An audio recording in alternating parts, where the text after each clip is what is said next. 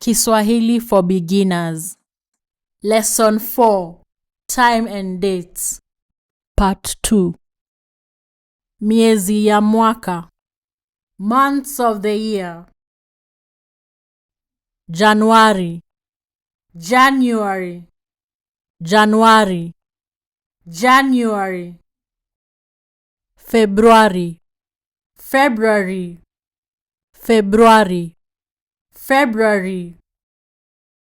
Marchi, March, Marchi, March.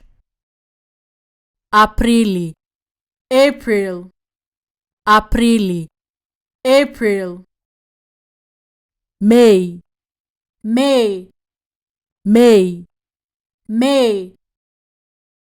Juni, June, Juni, June.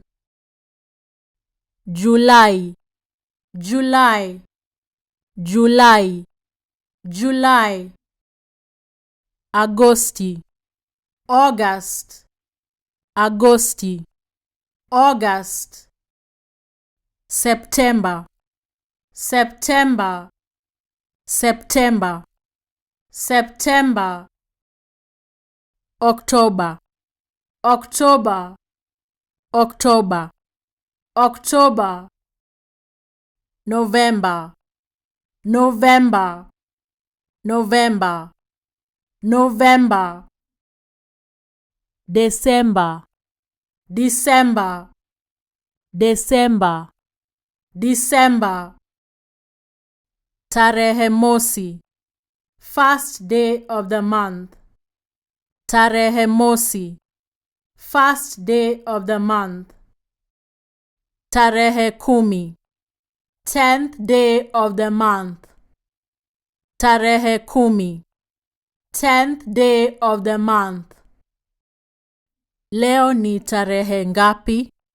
What is the date today? Leo ni tarehe ngapi? What is the date today? Leo ni tarehe mosi, mwezi wa Juni. Today is the 1st of June. Leo ni tarehe mosi, mwezi wa Juni. Today is the 1st of June.